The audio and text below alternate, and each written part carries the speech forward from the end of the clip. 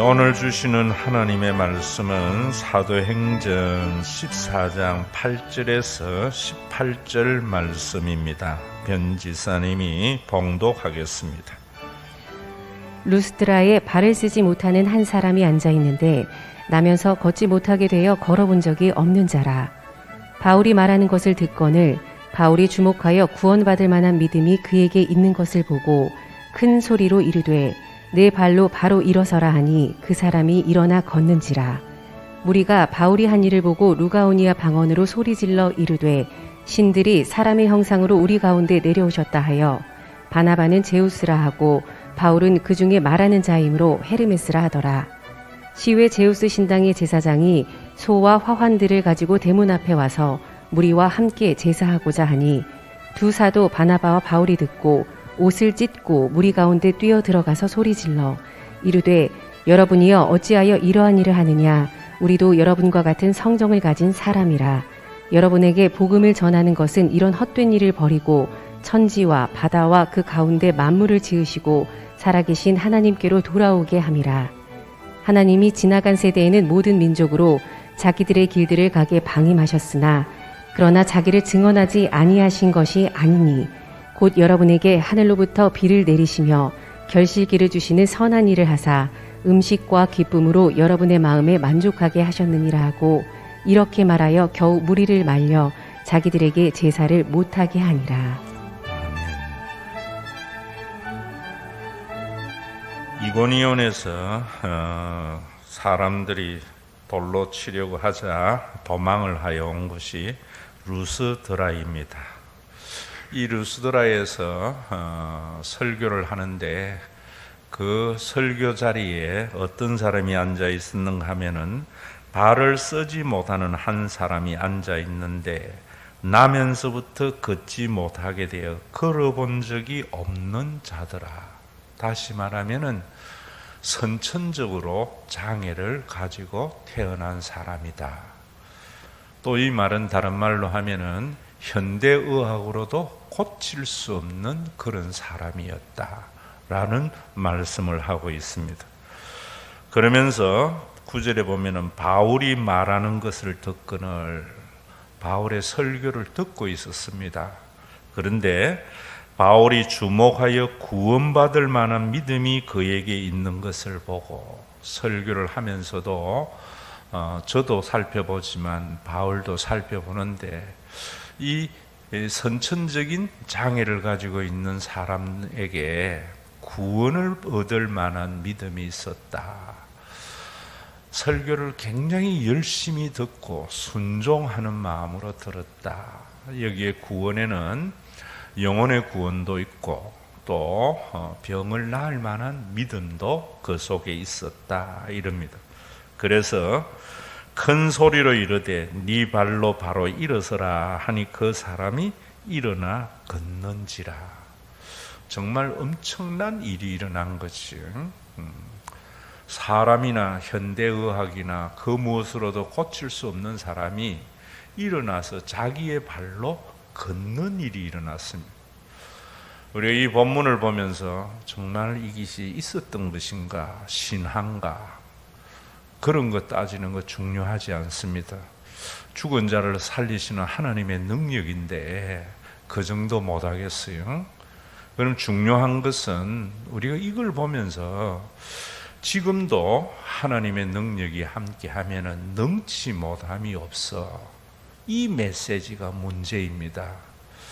하나님이 왜 이런 일들이 있게 되어졌고 그 다음에 이 일을 통하여 하나님이 하시고자 하는 메시지가 뭔가, 그것은 그 다음부터 본문을 봐야지 우리가 알 수 있습니다. 우리가 이 본문의 그 다음 것을 주시하지 못하면 루스드라에 있는 교회는 하나님의 나라가 세워지는 것이 아니라 종교 기관이 세워지기 때문입니다. 이 일을 보면서 어떤 반응이 있는가 하면 무리가 바울이 한 일을 보고, 여기 이 무리라는 말은 뭐냐면은 하나님을 믿지 않는 사람들을, 교회에 와서 예배를 드려도 정말 거듭나지 못한 사람들의 반응이 뭐냐면은 루가오니아 방언으로 소리질러 이르되 신들이 사람의 형상으로 우리 가운데 내려오셨다 하여. 여러분, 이것은 하나님의 영이 없는 사람들의 종교성입니다. 제가 여러분들에게도 말씀을 드리지만은 인간은 동물하고 다르다고 할 때에 사회학자나 심리학자나 이런 사람들의 이야기는 근본적인 차이를 말하지 않습니다.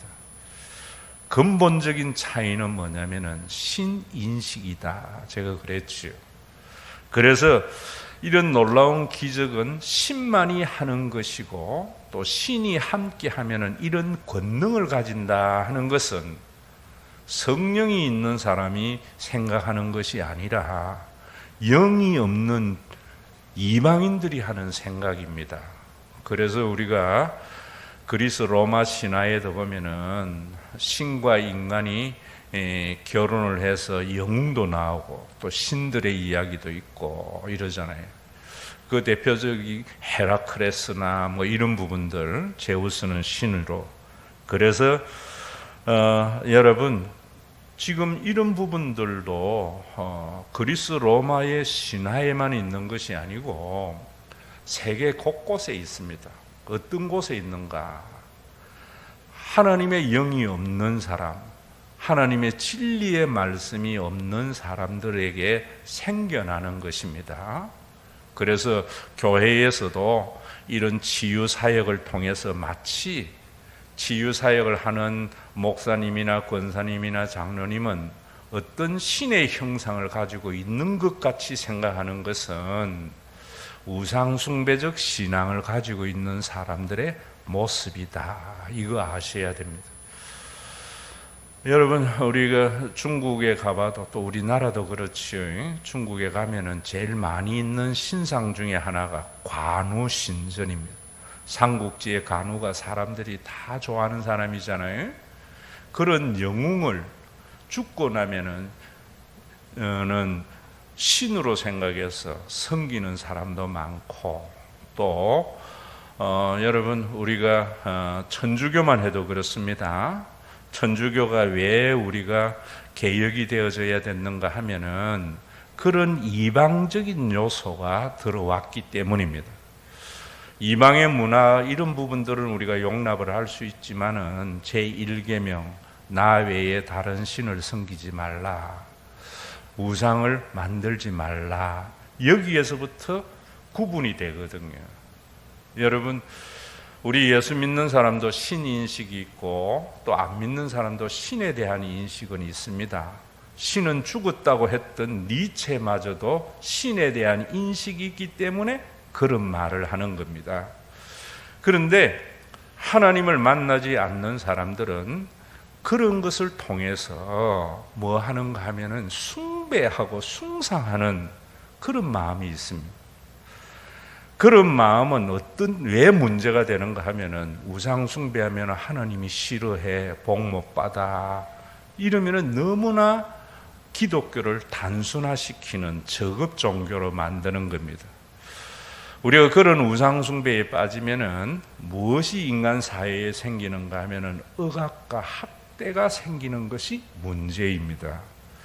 천주교에서 여러분 성모 숭배 사상이나 여러분 그리고 또 김대건 신부나 테레사 같은 이런 사람들을 성인식해서 특별한 사람으로 섬기면서 뭐 하는가 하면 그 사람들의 이름으로 기도해도 기도의 응답이 있다, 이런 이야기들을 하는 거거든요.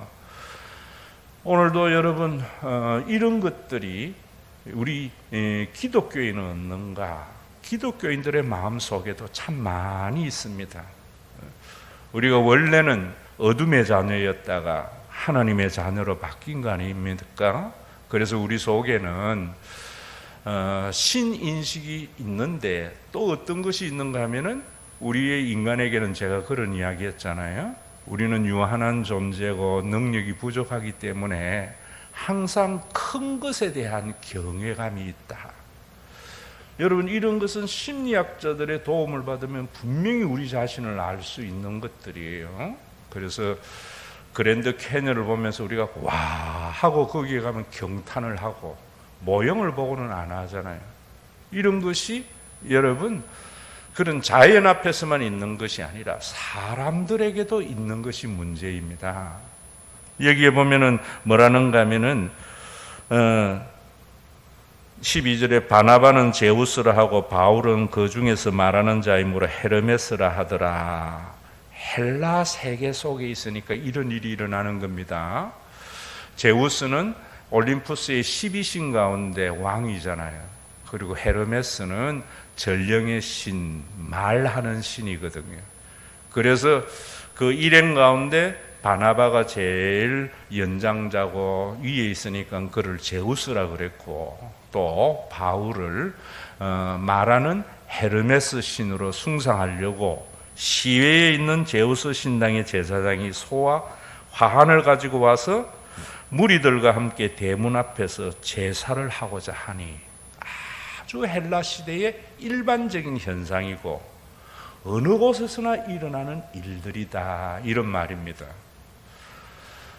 여러분, 우리가 예수를 믿고 거듭나게 되면은 여러분 하나님 외에는 크게 보이는 것이 없습니다. 바울의 변화를 아셔야 돼요. 바울도 여러분 자기 자신을 굉장한 자라 생각했어요. 바리새인 중에 바리새인이요, 자기는 히브리인 중에 히브리인이요.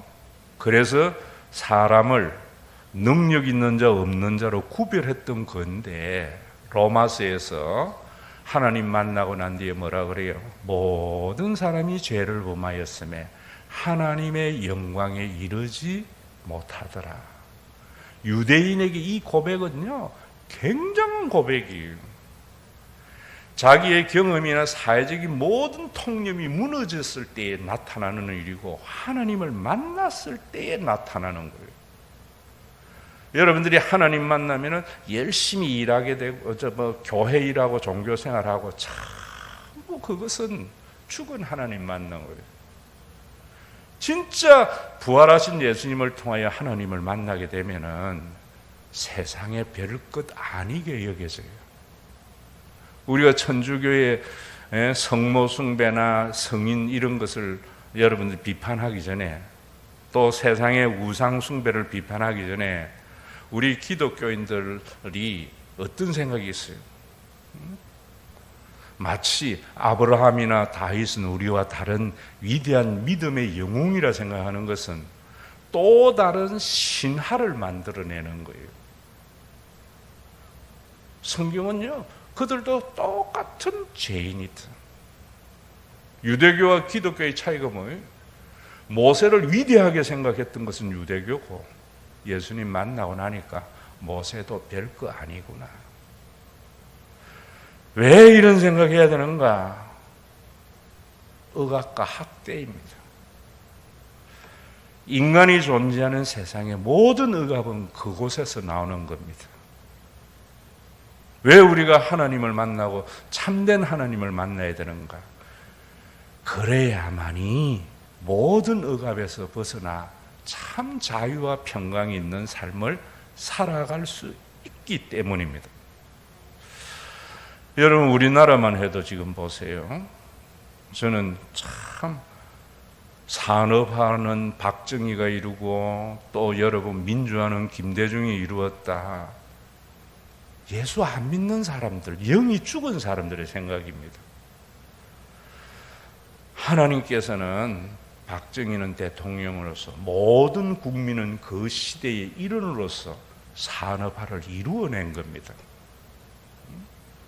그 이룬 것 가운데 한 사람이 박정희고, 그 이룬 민주화 가운데 한 사람이 김대중이지, 그가 이룬 게 아니란 말이에요. 우리가 그를 굉장히 칭송하다 보니까 어떤 일이 생겨요? 패가 갈라져서 서로 싸우고, 그 틈바구니에서 우리는 많은 억압과 학대를 당하는 일이 있다고요. 그걸 어떻게 물려치는가? 이념과 세상의 사상으로 무장된 세상은 안 돼요. 교회만이.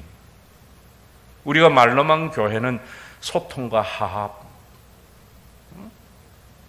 어떻게 진짜 하나님을 만남으로 말미암아 하나님의 어떠한 인간도 모든 사람이 죄를 범하였음에 하나님의 영광이 이르지 못한다는 걸 알기 때문에 세상의 인문학에서는 세종대왕이나 이순신을 내세워서 동상도 만들고 위인전을 통해서 그런 거 배우라 하지만은 여러분 뭐 그 이후에 우리나라 역사 얼마나 많은 이야기 하지만 이순신 같은 사람 나왔습니까? 세종 같은 사람 나왔습니까? 하나의 신화 속에 있는 이야기들이죠. 성경으로 보면은 세종대왕이나 이순신이나 나나 별 차이가 없습니다. 목사님 그런 거 위험한 공산주의 생각 천만에요. 진짜로 하나님 만나게 되면은 그 사람이 위대한 일을 하고 위대한 사람이라서 존경하는 것이 아니고 하나님이 세우신 자이기 때문에 존경해 주는 겁니다. 거기에 억압이 없는 아름다운 코스모스가 나타납니다. 저는 이번에 여러분들이 선거를 하면서도 그 유시민이가 참 저도 마음에 안 들었던 사람인데 장관 지내고 뭐 이러지만은 철들었더라고. 이번에도 뭐라는가 하면은 어느 방송에서 그런 이야기 하더라고. 자기는 이번 대통령에게서 임하는 마음이 누가 돼도 받아들여야 되겠다. 그 마음으로 이 선거를 본대요. 여러분 예수를 믿으면은 그런 마음이 생기는 겁니다. 교회마저도 영웅을 담임 목사로 뽑으려고 하다 보니까 그 다음에 얼마나 많은 분열과 갈등이 일어나고 그런 영웅적인 목사님을 세워서 얼마나 많은 신앙적 억압이 생깁니까? 그런 것들이 다 우상숭배고 여호와를 섬기지 아니하는 신앙 속에서 나타나는 거예요. 오늘 이 말씀 보면서 여러분들이 그 생각해야 돼요. 이 생각. 지금 우리나라가 여러분 누가 대통령 돼도 그나물에 거발이 빈 것은 우리 경험했잖아요. 그렇다고 해서 우리가 세워지는 대통령을 아무나 어무렇게나 생각해야 되느냐? 아니에요. 내가 지지 않더라도 그가 대통령이 되면은 존경해 줘야 되고요. 교회 안에도 이런 게 너무 만연해요. 목사님은 우리와 좀 다를 거다. 영의 지배가 없는 사람들의 생각이고요. 그런 것들을 누가 만드는가? 죽은 종교인들이 만드는 거죠. 장로는 우리와 좀 다를 거다. 똑같아요. 목사도 밥 안 먹으면 배고프고요. 자기를 지지하는 사람은 좋아 보이고요. 오늘도 여러분 이 말씀에 선천성 장애인을 고치니까 하나님이 고치셨거든요. 그 앞에도 그러잖아요. 왜 우리를 주목하느냐. 그런데 사람들은 눈에 보이는 사람을 주목하거든. 그를 신으로 모시려고 하거든요. 거기에 수많은 억압이 일어난다. 바울이 뭐라 그래요? 그 뒤에 보면 두 사도 바나바와 바울이 듣고 옷을 찢고 무리 가운데 뛰어들어가서 소리 질러 자신들에게 제사를 지내고 추종하려고 할 때에 옷을 찢고 소리 지르며 무리 가운데 가서 그 다음에 뭐라 그래요? 이르되 여러분이 어찌하여 이러한 일을 하느냐? 우리도 여러분과 같은 성정을 가진 사람이라. 오늘날 여러분 목사님들이나 장로님들이나 권사님들이 뭐 특별할 거다 생각하는 사람 하거든. 뭐라 하는가 하면은 옷을 찢고요.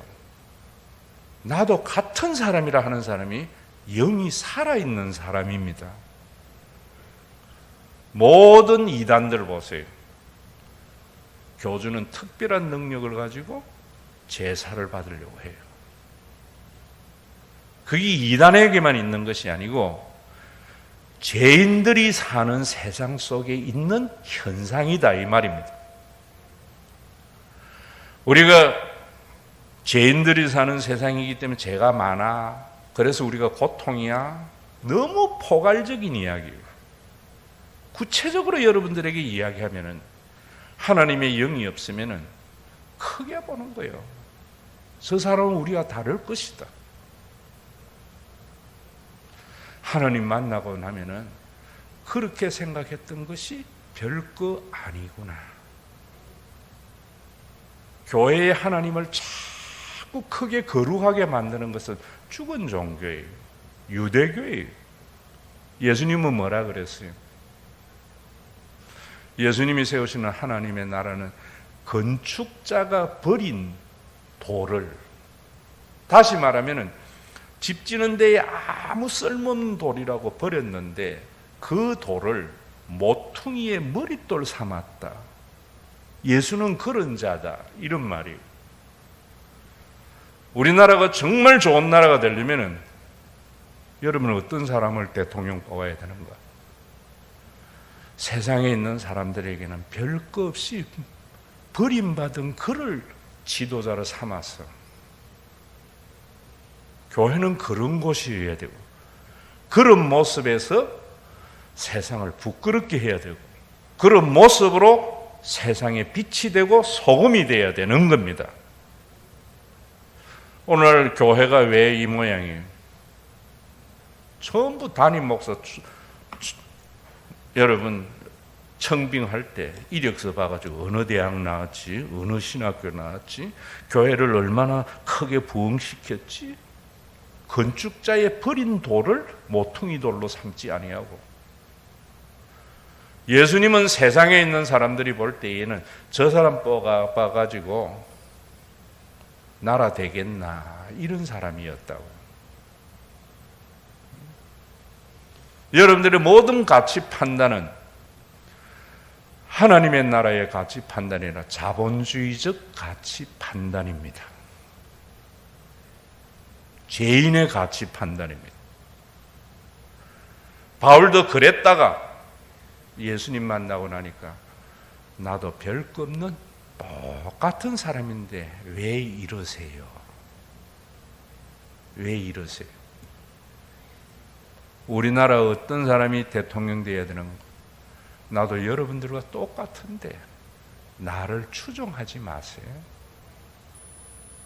대한민국 사랑하고 국민 사랑하세요. 내가 메시아가 아닙니다. 이런 사람이 세워지면 나라가 돼요. 이때까지 우리나라에 그런 사람이 대통령 된 적이 있는가? 없어요. 그래서 우리나라가 그동안에 아무리 바꾸어도 기득권의 변화만 있는 나라가 된 것입니다. 왜 교회가 세상에 빛이 되지 못하는가? 영웅을 지도자로 삼으려고 하기 때문이죠. 뭐 그나나 똑같이 뭐 별거 있어, 이것도 아닙니다. 별거 없는 그를 하나님이 세우신 자에게 존중하고 따라가는 것. 유시민에서 한 걸음 더 나가야 됩니다. 누가 되든 대통령으로 받아들인다는 것 넘어서 누가 되든 우리나라의 대통령으로서, 지도자로서 하나님이 세운 줄 알고 존경하고 따라가려고 하는 마음. 제가 몇 주 전에 여러분들에게 나는 그런 마음으로 지금 임한다고 말했잖아요. 교회가 이념에 사로잡혀서 누구 지지하고 어느 장로가 뭐 지지하고 다 내 못 만날 사람, 지옥에 가 있을 사람들의 모습이죠. 바나바와 바울은 자기를 지지하고 자기를 숭상하려고 하는 사람의 옷을 찢으면서 우리도 여러분들과 같은 성정이 같은 사람이다 라고 말을 하면서 뭐라 그래요? 여러분에게 복음을 전하는 것은, 예수를 전하는 것은 이런 헛된 일을 버리고 천지와 바다와 그 가운데 만물을 지으신 살아계신 하나님께 돌아오게 합니다. 왜 내가 복음 전하는가? 이순신 장군은 위대하고 세종은 위대하다고, 어느 대통령은 우리와 나를 세우면 나라가 될 것 같은 이런 생각에서 헛된 일에 있는 사람들, 그런 것이 헛된 일이라고 말을 해요. 그걸 버리고 천지와 바다와 그 가운데 만물을 지으신 살아계신 하나님께로 돌아오게 합니다. 오늘 교회에 하시는 말씀이에요. 어느 목사님 세우면 우리 교회 잘 될 거다, 어느 대통령 세우면 우리나라 잘 될 거다, 이런 헛된 일을 하는 사람들, 그 사람들에게 하나님께로 돌아오도록 복음을 전했고, 돌아오도록 선천성 장애를 가진 자를 하나님이 고치신 것이다. 하나님이 돌아가는 게 뭔가? 그 다음에 말하고 있어. 하나님이 지나간 세대에는 모든 민족으로 자기들의 길들을 가게 방임하셨으나 이제까지는 이 루스드라나 로마나 그 어디에 방임했다, 방임했다는 것으로 하나님이 안 돌봤다 이런 말이 아니에요. 모든 곳에 영웅주의에 사로잡혀서 있는 것을 하나님이 내버려 두었다. 영웅주의의 신화 속에 있는 걸 내버려 두었다. 그런데 뭐라는가 하면, 그러나 내버려 둔 것이 아니라 자기를 정언하지 아니한 것이 아니다.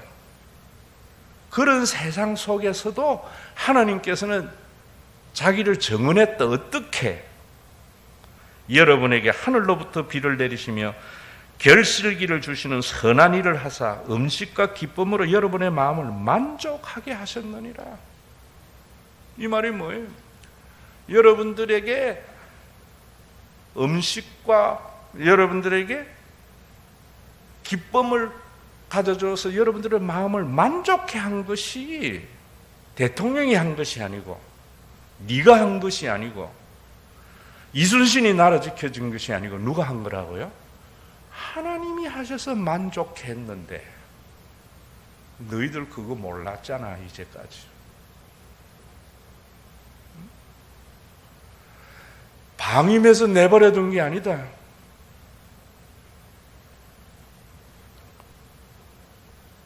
세종대왕이 다스릴 때나 철종이 다스릴 때나 여러분들에게 마음을 기쁘게 하고 만족해 하는 일이 있었잖아. 그 어떤 때에도 하나님이 하신 거다. 여러분들이 믿는 하나님에 대한 생각이 달라져야 돼요. 하나님은 크고 위대하고 화려한 것은 우상입니다. 하나님은 사람의 눈으로 볼 때에는 쓸모없어서 버리는 신, 그 신이 여호와다. 사람에게 진정으로 필요한 것은 화려한 국회의원의 아버지, 노엘의 아버지가 아니고 아무도 존경하지 않는 나를 낳으신 아버지가 나의 마음을 만족해 했다. 깨달아집니까?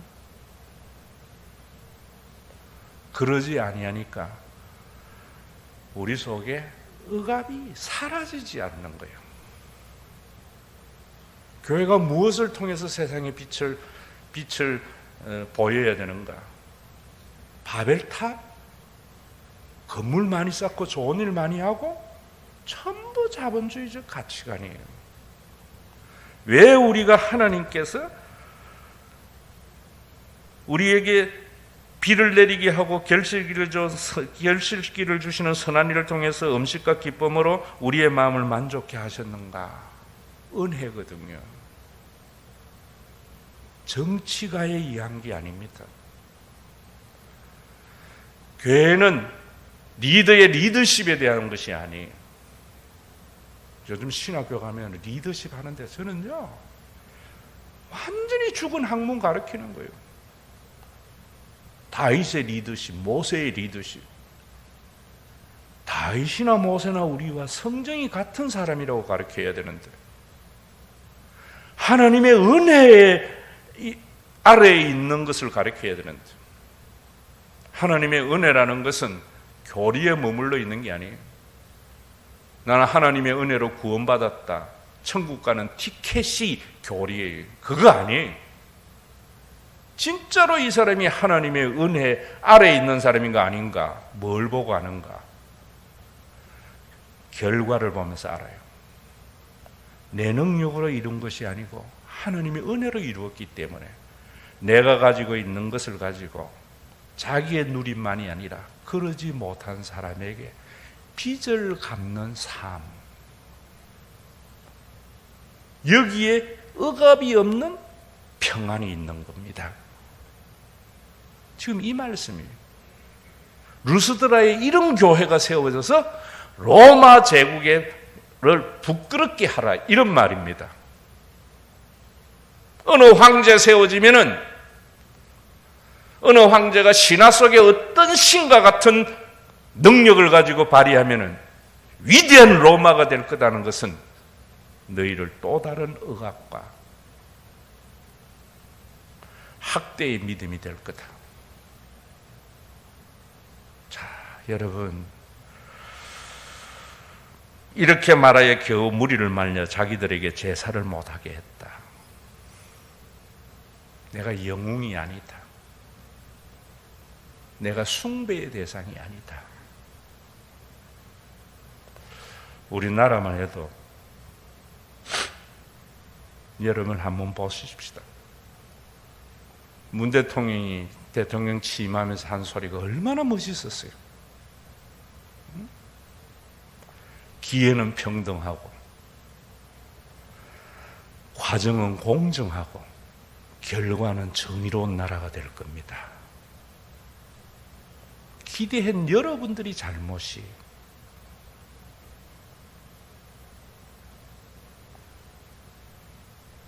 그러니까 반작용으로 공정과 상식으로 간다고. 절대로 안 됩니다. 공정이라는 말을 여러분들이 잘 아셔야 됩니다. 공정이라는 말에는 항상 무엇이 따라오는 거면 경쟁이 따라와요.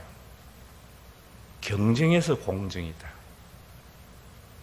세상은 항상 생존 경쟁이잖아요. 기회의 균등이라는 게 뭡니까? 출발점이 같아야 된다. 과정의 공정이라는 게 뭐예요? 룰이 같아야 된다. 결과의 정의가 뭡니까? 얻은 상급이 정의로워야 된다는 게 아니에요. 성경은 말할 때 그 결과에 대한 나눔이 있어야 된다. 이게 정의예요. 그래서 아모스에서는 정의를 물같이 공의를 하수같이 흘릴지니라. 여러분, 우리나라에 지금도 우리나라 사람들이 이 공정에 환호하는 것을 어디에서 기인됐는가 하는 것을 알아야 된다고. 그래서 목사는요, 공부를 굉장히 많이 해야 돼요. 성경 말고 인문, 자연, 철학 다 알아야 돼요. 그것을 보면서 성경으로 진단하고 처방 내려야 돼요. 오늘날 여러분, 우리나라가 공정에 환호하는 것은, 중국은 공정을 환호 안 해요. 중국은 능력주의를 사람들이 인정해요. 그래서 중국은 영원히 선진국가가 못 될 거예요. 중국에는요, 시진핑을 지금 몇 프로 지지하는 줄 아세요? 95% 지지해요. 우리가 보는 시진핑하고 중국 사람들이 보는 시진핑하고는 완전히 달라요. 왜 이런 차이가 왔는가? 특히 꽃분홍 세대, 2000년 이후의 세대들은요, 완전히 중국에 열광하고 있어요. 우리나라 뭐 연예인들 초토화시키고 SNS 다 하는 것이 그 세대예요. 왜 그런가? 우리가 중국도 제대로 볼 줄 알아야 되거든요. 중국은 공정에 대한 생각이 없는 것은요, 과거제 때문입니다. 과거제도는 수나라 때 세워진 거예요. 그런데 수나라 때 왜 세웠는가 하면 왕이 왕권을 강화하기 위해서 세운 거예요. 귀족들, 호족들이 세력이 너무 컸거든요. 그래서 그들 가운데에서 모든 사람을 뽑아야 됐거든요. 그래서 능력 있는 사람 공평하게 뽑자 해서 과거제도를 만들었어요. 그런데 당연히 귀족의 반발이 있겠지요. 그래서 수나라 때 정착이 못된 거예요. 당나라 넘어가서도 과거제가 정착이 안 됐어요. 당이 무너지고 15개로 나라로 나뉘어졌을 때도 안 됐어요. 호족의 세력이 컸어요. 송나라 때 와서야 과거제도가 정착이 되어졌어요. 그래서 송나라 때 왕권이 강화될 때 호족의 세력이 약화됐어요. 누구에게나 과거에 응시할 수 있게 했거든요. 그래서 출발점이 같았거든요. 기회가 균등했거든요. 과정이 여러분 공정했거든요. 그래서 중국 사람들은 당연히 과거에 급제해가지고 부를 누리는 것을 그 사람이 노력한 결과라고 하고 당연시해요. 지금도 그 상황이 중국에 존재하기 때문에 엄청난 빈부의 격차가 존재하는데 우리같이 혁명이나 이런 게 안 일어난다고요. 그런데 우리나라는 송나라 때의 중국의 과거 제도를 고려 때 가져와서 조선 때 꽃피우잖아요. 조선의 과거 제도가 어떤 과거 제도예요? 양반의 자녀만이 응시할 수 있는 제도예요. 우리나라의 홍길동이나 임꺽정 이런 것들은 뭐냐면 바로 그런 차별에 대한 저항이었거든요. 여러분, 홍길동 문과에는 양반 자녀만 되어지고 무과에는 중인이나 서얼들에게도 문을 열어주었어요. 그래서 여러분 그런 사람들의 밀란은 뭐냐면 우리도 문과를 보게 해달라는 밀란이에요. 그러니까 차등이 있고 차별이 있는, 여러분 기회가 균등하지 않는 것이 한국의 과거제도예요.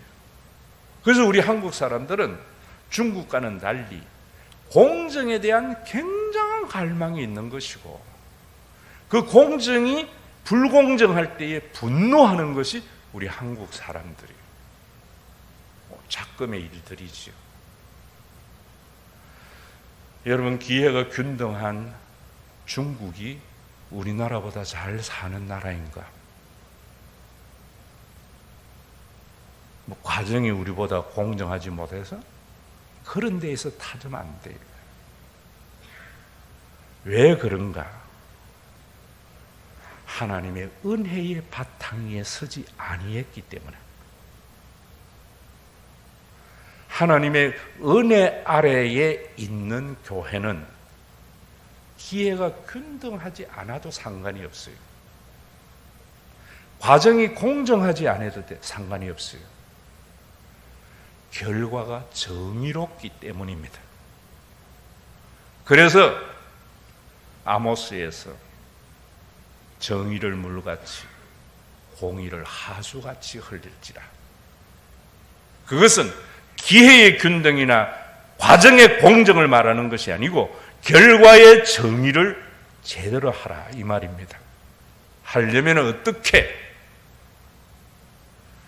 오늘 이 말씀대로 하나님이 하늘에서 비를 내리시고 곡식을 결실케 해서 그 곡식과 기쁨으로 우리를 만족해 하셨구나. 영웅이 아니구나. 큰 일을 하는 사람은 나면서부터 특별한 사람이 아니구나. 나면서부터 특별한 아닌 범인이 큰 일을 했을 때에 그의 노력의 결과가 아니구나. 하나님의 은혜이구나. 이것이 구원받는 믿음이에요. 이 믿음이 있느냐 말입니다. 교회는요, 기회의 균등을 주장하지 않아요. 과정의 공정을 주장하지 않아요. 결과가 정의로워야 돼요. 내가 무엇을 이루었더라도 내가 한 게 아니고 하나님이 하신 거기 때문에 기회가 균등하지 못하고 과정이 공정하지 못하여 불이익 당한 사람에게 내 수고의 분복을 나누면서도 을이 되는 정의, 이걸 통해서 세상에 빛이 돼야 돼요. 공정 누구에게도 기대할 수 없습니다. 똑같은 일이 반복될 거예요. 기회는 평등, 과정은 공정, 결과는 정의로울 거다. No thank you. 공정과 상식, no thank you. 하나님의 은혜만이. 여러분, 하나님 만난 사람은요, 만나게 되면 제가 이야기하잖아요. 가치의 상대화가 일어난다고. 교회에도 여러분 설교를 들어보면 뭐 좀 되면 하나님이 복 주시고 은혜 베풀었다. 전부 우상숭배자의 말이에요. 하나님 만나게 되면은요, 인생에 실패와 성공이 없어요. 성공한 그 자리도 성공이라 생각하지 않고 실패한 그 자리도 실패한 것이라 생각하지 않아요. 하나님이 주신 모든 것은 선하고 아름다운 것으로 받아들여요. 내 인생에 다시는 기억하고 싶지 않는 그 굴곡의 그 자리도 하나님은 합력하여 선을 이룬 나를 사람 되게 하는 하나님의 은혜의 손길이었구나.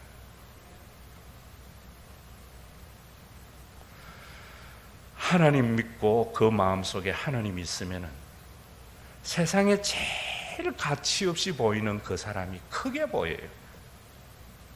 예수님이 건축자들이 버린 모퉁이 돌을 머릿돌로 삼으신다고 말하고 있잖아요. 시편의 말씀을 가지고. 우리 솔직히 이야기해 봅시다. 우리가 살아갈 때에 환경 미화원은 없으면요, 세상이 안 돼요. 대통령이나 국회의원이나 장관은 없어도 세상은 돌아갑니다.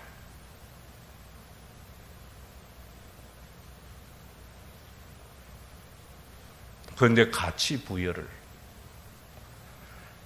영웅주의가 신화를 만들어내잖아요. 이 대통령 뽑으면은 나라 잘 될 거다. 역사의 어느 시대 봐라. 전부 신화를 만들어내는 거예요. 선천적으로 걷지 못하는 사람을 낫게 하니까 바울과 바나바를 제우스와 헤르메스로 섬기려고 하는 그 신화적 요소가, 그게 우상숭배예요. 기독교에도 너무나 만연되어져 있어요. 교회에 뭐 목사님 중요하다고요? 장로님 중요하다고요? 헛된 신화가 만들어낸 이야기들입니다. 장로님 없어도 우리 교회 잘 돌아가요. 목사님 없어도 돌아갈 수 있어요. 여러분들 한 사람 한 사람이 소중하게 보이는 것이 거듭난 자의 모습이에요. 거듭난 자예요. 영적인 진리만 그렇습니까? 일반 은총에도 그래요. 뭐라 그래요? 인생을 살고 지혜로운 자들이 못난 나무가 선산 지킨대요. 우리 인생 보잖아요. 박금신의 소금이라는 소설 안 읽어봤어요? 염전에 일하는 아버지가 아들 좋은 대학 보냈는데 당연히 좋은 집안에 장가가는 거죠. 못난 아들은 부모 모시고 살아요. 그러나 한 가지 알아야 될 것은 아버지에게는 좋은 대학 가서 좋은 데 시집 장가 가서 잘 사는 아들도 귀하고, 학교 제대로 못 나와서 농사 지으면서 부모를 모시고 있는 아들도 귀하고,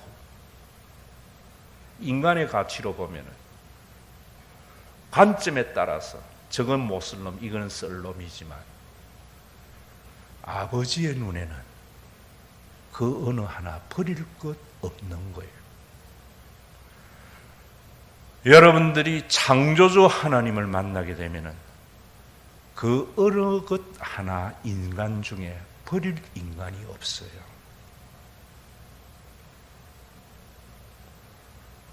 위대한 영웅주의 신화에서 벗어나서 여러분, 누가 대통령 돼도 하나님이 세운 자에게 존경하려고 하는 마음의 준비가 필요하고요.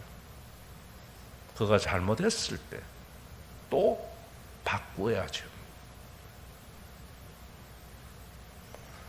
인간이 만든 허상에서, 신화에서 벗어나는 게 쉽지 않아요. 어떻게? 이 시간 이 말씀을 받아들이는 것이 하나님을 만나는 것이고, 받아들여서 순종하면 그 하나님의 은혜를 경험하기를 시작하게 되는 겁니다.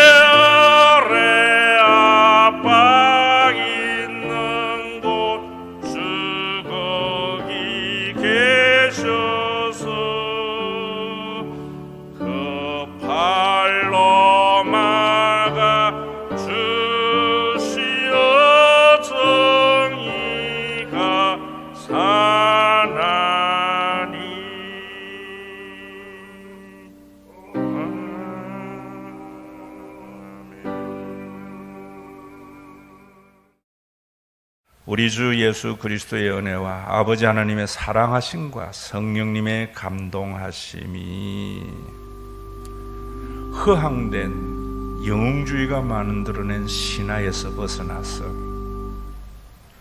건축자의 버린 돌이 모퉁이의 머릿돌 대신 예수 그리스도를 받아들여서 정말 귀한 것을 귀한 것으로 볼 줄 아는 믿음의 권석들과 이들이 모여 있음으로 말미암아 해 아래 압박 있는 곳, 신과 회복 있는 교회가 그곳에 있어서 그 팔로 막아서 정의가 살게 하는 주님의 몸된 신과 회복 있는 교회 위에 주께서 진리의 말씀으로 심판하러 오시는 재림의 그날까지 함께 있을